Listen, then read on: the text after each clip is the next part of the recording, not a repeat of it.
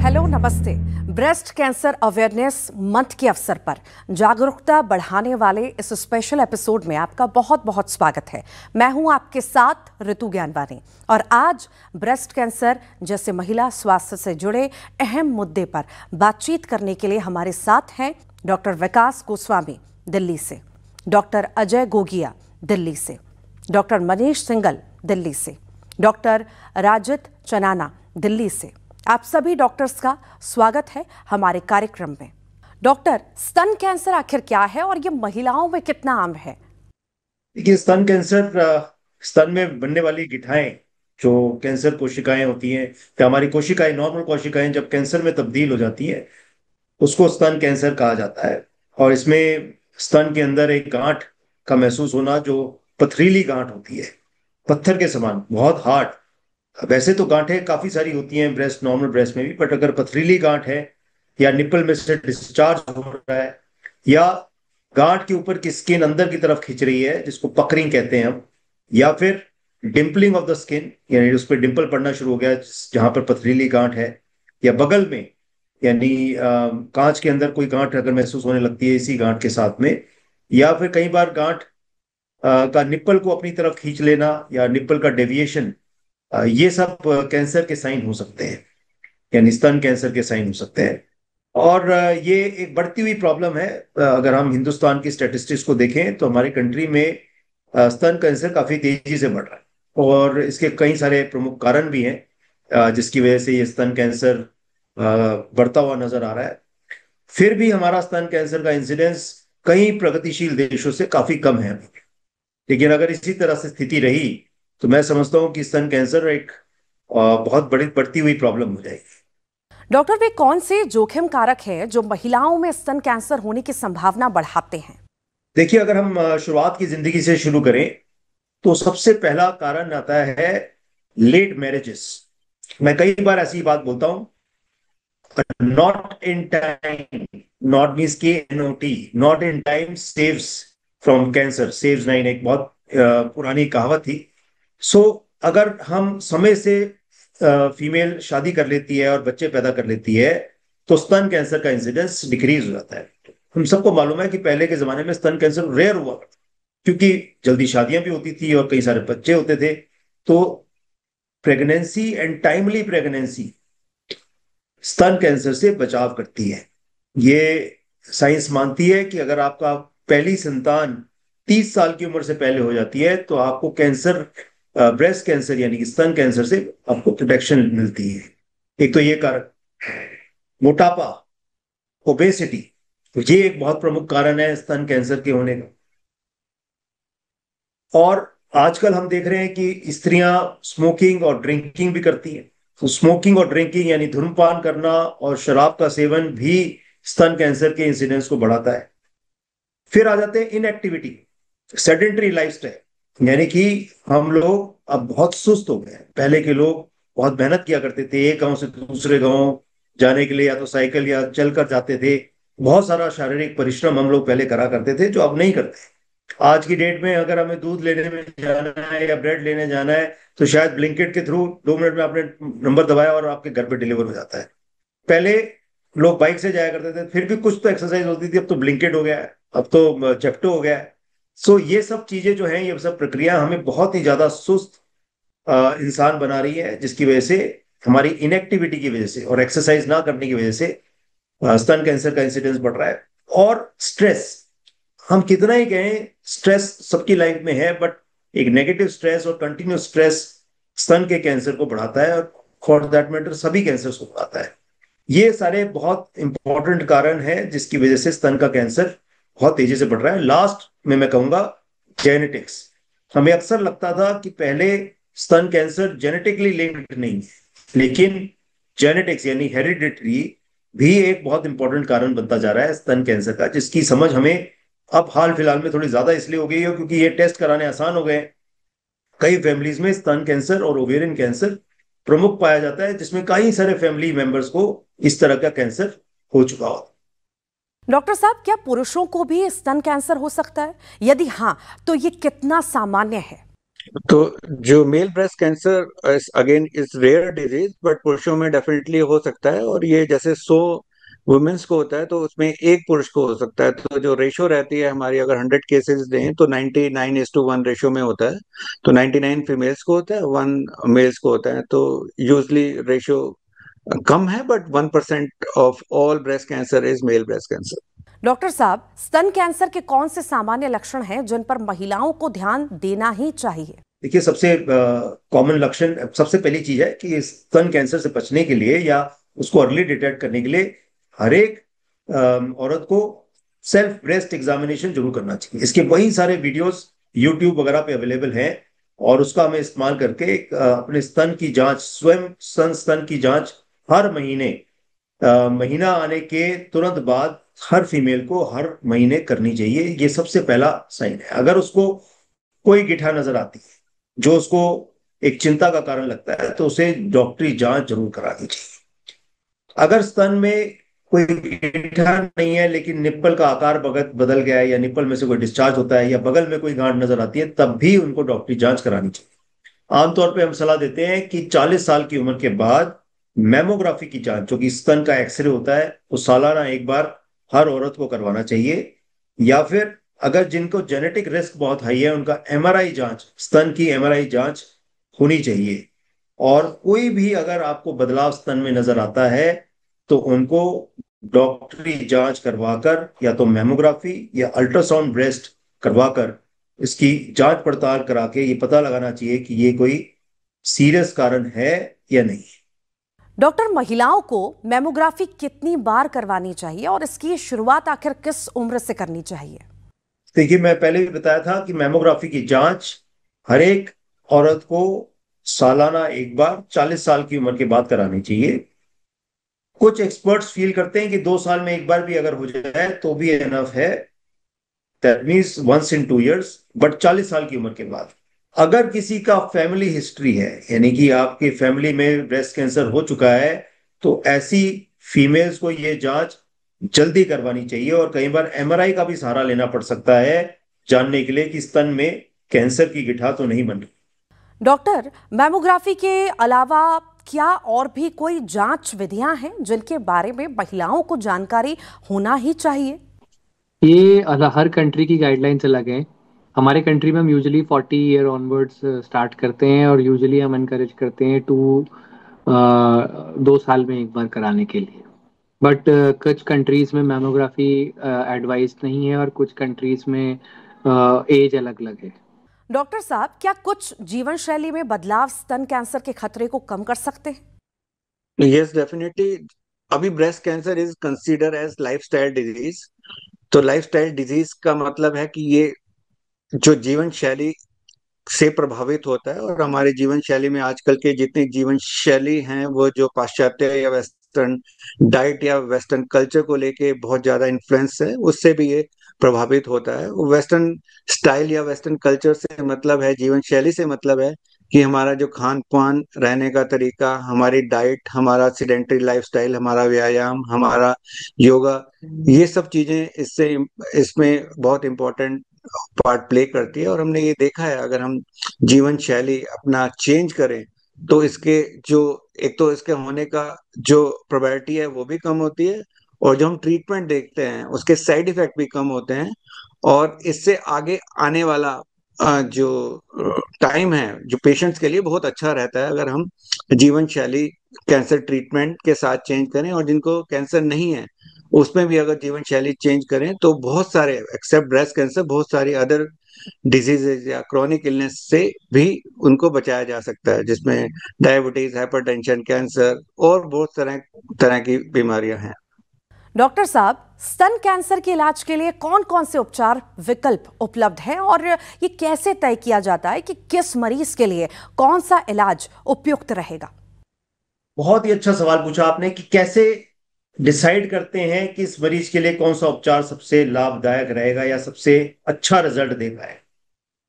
अक्सर लोग अपने केस को दूसरों के केसेस से कंपेयर करते हैं और बोलते हैं, नहीं उनके साथ तो ऐसा हुआ था तो हमारे साथ ऐसा क्यों हो रहा है, या फलाने के साथ ऐसा हुआ था हमारे साथ ऐसा क्यों हो रहा है।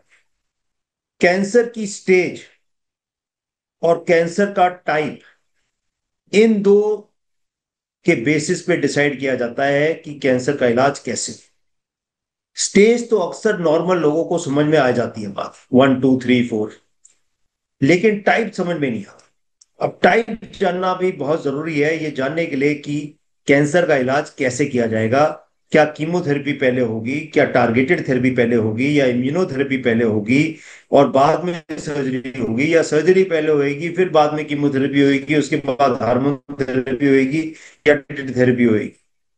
हमारे पास बहुत सारे आधुनिक इलाज अवेलेबल हैं, लेकिन सबकी सीक्वेंसिंग सब मरीजों के लिए अलग अलग हो सकती है।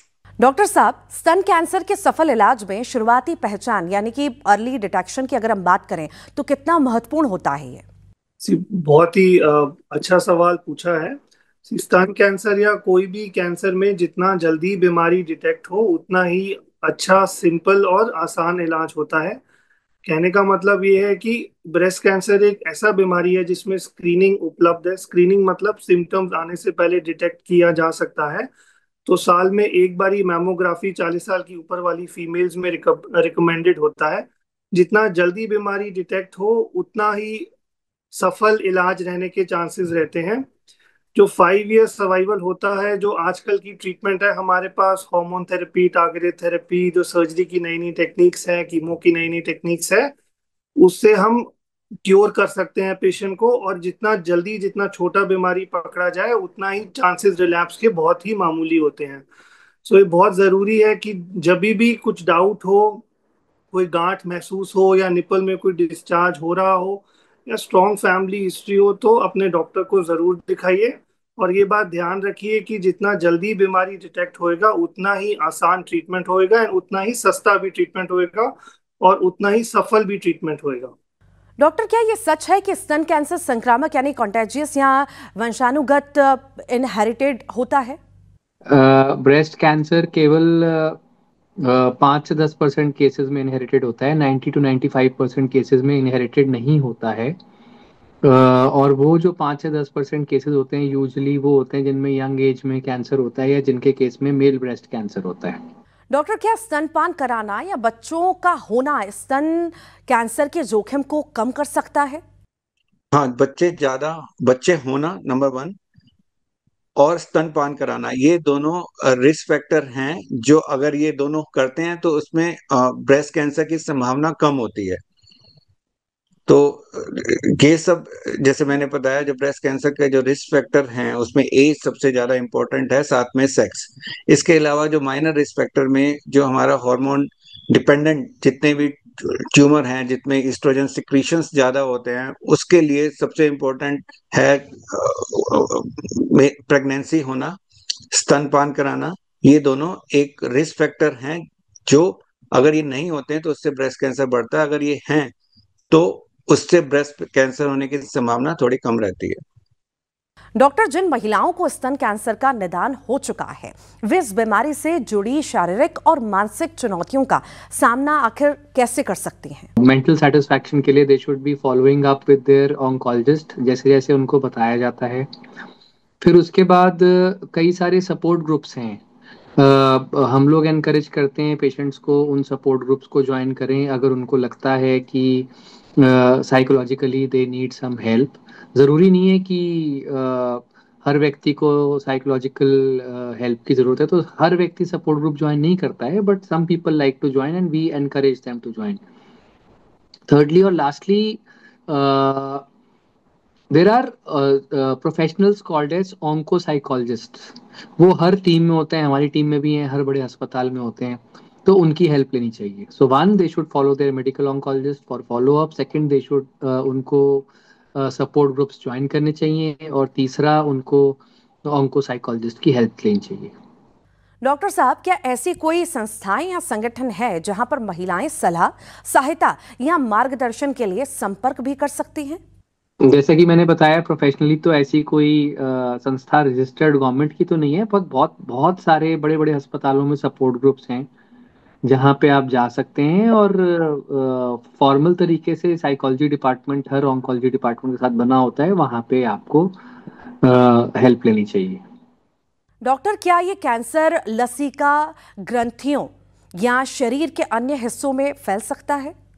तो जो ब्रेस्ट कैंसर कैसे फैलता है वो जानना बहुत जरूरी है। तो ये पेशेंट प्रेजेंट करता है ब्रेस्ट लंप यानी ब्रेस्ट में गांठ के साथ। जनरली उस गांठ में दर्द नहीं होती है। ये ब्रेस्ट लंप या तो स्किन को इन्वॉल्व कर सकता है या निप्पल को इन्वॉल्व कर सकता है। जब स्किन को इन्वॉल्व करता है तो पकरिंग होती है, थोड़े डिंपल से दिखाई देते हैं। निप्पल को इन्वॉल्व करता है तो निप्पल अंदर धंस जाता है या निप्पल में से डिस्चार्ज होता है। या फिर ये लिम्फ नोड्स में जाता है, जो बगल के लिम्फ नोड्स होते हैं जिनको हम एक्सिलरी लिम्फ नोड्स बोलते हैं। ये ब्रेस्ट कैंसर के सबसे पहले स्टेशन होते हैं। तो पेशेंट लिम्फ नोड स्वेलिंग के साथ या बगल में गांठ या बगल में दर्द के साथ भी प्रेजेंट करता है।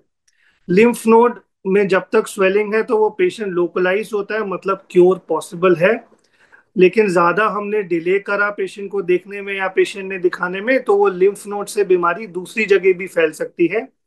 जैसे कि ब्रेस्ट कैंसर बोन्स में फैलता है, लंग्स में फैलता है, लिवर में फैलता है। फिर जैसे जैसे जिस जगह में फैलता है वैसे सिम्टम्स होते हैं। जैसे बोन्स में फैलने का सिम्टम होता है जनरली कमर में दर्द, क्योंकि कमर की हड्डी में सबसे ज्यादा चांस रहता है फैलने का। लंग्स में फैलने से होता है कि पेशेंट को खांसी होती है या छाती में दर्द होता है या सांस लेने में दिक्कत होती है।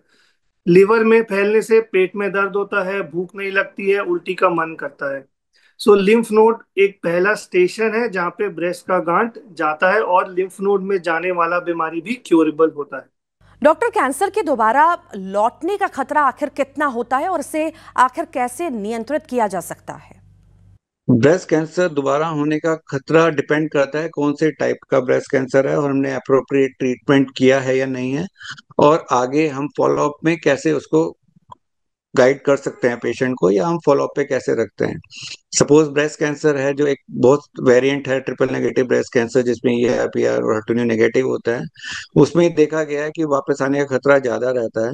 तो हम आजकल नई दवाएं या नई मेंटेनेंस थेरेपी आ रही हैं या जेनेटिक टेस्ट करके हम एक और मेडिसिन देते हैं, तो उसमें वो खतरा कम किया जा सकता है। ऐसे हार्मोन पॉजिटिव डिजीज होती हैं, उसमें 5 से 7 साल का हम हार्मोन ट्रीटमेंट देते हैं, जिसमें ब्रेस्ट कैंसर को हम उसके रिकरेंस को रोकते हैं। ऐसे HER2 पॉजिटिव ब्रेस्ट कैंसर होता है, उसमें हम 1 साल का ट्रीटमेंट देते हैं, उससे हम ब्रेस्ट कैंसर की रिकरेंस को रोक सकते हैं। तो रिकरेंस को रोकना एक अलग चीज है जो हम दवाइयों के साथ करते हैं। दूसरा है उनपे रेगुलर फॉलोअप, हमें ये देखना होता है कि वो कंटिन्यू ट्रीटमेंट ले, 5-7 साल तक हार्मोन पॉजिटिव में वो कंटिन्यू ट्रीटमेंट ले। तो ये सबसे ज्यादा इंपॉर्टेंट होता है, क्योंकि एक बार जब ब्रेस्ट कैंसर का ट्रीटमेंट खत्म हो जाता है तो लोग सोचते हैं, पेशेंट सोचते हैं कि अब बिल्कुल ठीक है, यूजली मेंटेनेंस थेरेपी नहीं लेते हैं, जबकि मेंटेनेंस थेरेपी बहुत ज्यादा इंपॉर्टेंट है। साथ में मेंटेनेंस थेरेपी के साथ साथ हमारा जो डाइट शेड्यूल और हमारा जो जितना भी जीवन शैली है उसको चेंज करें, उसको बदलाव करने से भी इसमें हेल्प मिल सकती है। लेकिन डेफिनेटली यस, अराउंड 30-40% केसेस में डिपेंडिंग ऑन द स्टेज बीमारी वापस आने का खतरा रहता है, और ट्रिपल नेगेटिव ब्रेस्ट कैंसर में ये ज्यादा होता है। डॉक्टर, पुनरावृत्ति या दूसरे कैंसर के कौन से लक्षण हैं जिन पर मरीजों को ध्यान देना ही चाहिए? रिकरेंस का मतलब है कि इलाज के दौरान या इलाज खत्म होने के बाद पेशेंट का बीमारी वापस आए। जनरली ब्रेस्ट कैंसर अगर जितना जल्दी डिटेक्ट हो उतना जो है रिलैप्स और रिकरेंस के चांसेस बहुत कम होते हैं। लेकिन जो एडवांस स्टेज का बीमारी होता है या फिर कुछ ब्रेस्ट कैंसर अग्रेसिव होते हैं, जैसे ट्रिपल नेगेटिव ब्रेस्ट कैंसर, जो जनरली शुरू के 2 या 3 साल के ट्रीटमेंट के दौरान वापस वापस आने के चांस रहते हैं। रिकरेंस दो मेन टाइप का होता है। एक होता है लोकल रिकरेंस। लोकल रिकरेंस का मतलब है कि जहाँ पे ऑपरेशन हुआ वहीं पे छाती में यानी चेस्ट वॉल में गांठ दोबारा से आना, या हमने कुछ ब्रेस्ट का हिस्सा छोड़ दिया, ब्रेस्ट कंजर्वेशन सर्जरी करी तो वहां पे गांठ दोबारा बनकर आई, वो होता है लोकल रिकरेंस। और दूसरा होता है सिस्टमिक रिकरेंस। सिस्टमिक रिकरेंस का मतलब है कि बीमारी फैल कर वापस आए। उसका मतलब है कि जैसे मैंने बताया ब्रेस्ट कैंसर जो है वो बोन्स में जाता है, लंग्स में जाता है, लिवर में जाता है और ब्रेन में भी जा सकता है। तो डिपेंडिंग कि कौन से ऑर्गन में गया है उसके हिसाब से पेशेंट को सिम्टम्स होते हैं। बोन्स में जाने के लिए बोन पेन होता है, जनरली बैक पेन। लंग्स में जाने के लिए सांस लेने में दिक्कत होती है, लंबे समय तक सूखी खांसी होती है, छाती में दर्द हो सकता है। लिवर में भूख नहीं लगना, उल्टी का मन आना, पेट में दर्द होना या फिर लेटर स्टेजेस में पेट में पानी भी भरना। ब्रेन में लंबे समय तक सर दर्द रह सकता है, धुंधलापन दिखाई दे सकता है, या दौरे भी आ सकते हैं। सो जिसका बीमारी फैल जाता है उसका जो आज की डेट में इलाज उसका भी संभव है।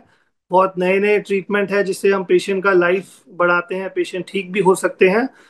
लेकिन ज्यादातर पेशेंट्स में स्टेज 4 का ट्रीटमेंट बीमारी कंट्रोल करने के लिए होता है। सो रिलैप्स को बचाने के लिए जो आपका फर्स्ट ट्रीटमेंट जो भी रिकमेंडेड होता है, surgery, chemo, hormone, radiation targeted, वो जरूर करना चाहिए। वो आपका बेस्ट बेट है कि बीमारी रिलैप्स ना हो। बाकी रिलैप्स को रोकने के लिए फॉलो अप करना बहुत जरूरी है। जैसे भी आपके डॉक्टर रिकमेंड करे, जनरली हर 3-3 महीने में बुलाया जाता है फर्स्ट 2 साल ट्रीटमेंट में, फिर 6-6 महीने बुलाया बुलाया जा सकता है। तो ये बात बहुत जरूरी है समझना कि रिलैप्स को हम हर बारी रोक नहीं सकते हैं, लेकिन रिलैप्स जल्दी अगर हम डिटेक्ट कर ले तो अच्छा सा इलाज ऑफर कर सकते हैं। डॉक्टर साहब, कीमोथेरेपी, रेडिएशन या हार्मोन उपचार कितने समय तक चलता है और इसे दैनिक जीवन के साथ कैसे संतुलित किया जा सकता है? जो ट्रीटमेंट ड्यूरेशन होती है वो डिपेंड करती है कि इंटेंट ऑफ ट्रीटमेंट क्या है, मतलब बीमारी खत्म करने के लिए इलाज कर रहे हैं कि बीमारी कंट्रोल करने के लिए कर रहे हैं। अगर बीमारी खत्म करने के लिए कर रहे हैं, जो कीमोथेरेपी की ड्यूरेशन होती है जनरली 3 से 6 महीने की रहती है। रेडिएशन की ड्यूरेशन 3 से 6 हफ्ते के लिए रहती है। और हार्मोन की टैबलेट सिर्फ हार्मोन पॉजिटिव ब्रेस्ट कैंसर में देते हैं, वो जनरली 5 से 10 साल तक रहती है। बीमारी कंट्रोल करने के लिए इलाज कर रहे हैं तो रेडिएशन जनरली छोटा रहता है, 10 दिन का। और जो कीमोथेरेपी रहता है वो डिपेंड करता है कि कौन सी लाइन ऑफ ट्रीटमेंट में दे रहे हैं, वो भी जनरली 3 से 6 महीने का रहता है, फिर कुछ ब्रेक के बाद फिर जरूरत पड़ सकती है। और जो हार्मोन की टैबलेट होती है वो स्टेज 4 में जब तक चलती है जब तक पेशेंट का बीमारी कंट्रोल है या ट्रीटमेंट से फायदा हो रहा हो। और पेशेंट की दवाई को टॉलरेट करने की क्षमता को बढ़ाने के लिए हेल्दी लाइफस्टाइल बहुत जरूरी है। पेशेंट को कुछ ना कुछ फिजिकल एक्टिविटी करना जरूरी है। योगा, मेडिटेशन, 30 to 45 मिनट्स की ब्रिस्क वॉक, और हेल्दी डाइट। हेल्दी डाइट का मतलब है कि बाहर का खाना नहीं खाना है, मिर्ची मसाले वाला नहीं खाना है, तला हुआ नहीं खाना है, थोड़ा थोड़ा खाना खाना है, दिन में ज्यादा बारी खाना है, और प्रोटीन इंटेक ज्यादा रखने हैं, और बीच बीच में थोड़ा बहुत रेस्ट भी लेना चाहिए। थैंक यू डॉक्टर्स, आपने हमारे दर्शकों को बेहद ही उपयोगी जानकारी और सुझाव दिए। ध्यान रखना, जागरूक रहना और समय से जांच कराना जिंदगी को बचाता है। इसीलिए किसी संकेत या लक्षण को नजरअंदाज ना कीजिए। खुद को और अपनों को जागरूक रखिए, साथ ही प्रिवेंटिव केयर भी कीजिए। आइए मिलकर ब्रेस्ट कैंसर के बारे में जागरूकता बढ़ाएं और जो इससे लड़ रहे हैं उनका साथ दें। इसी के साथ ही अब मुझे यानी ऋतु ज्ञानवानी को दीजिए अनुमति। Bye bye, take care.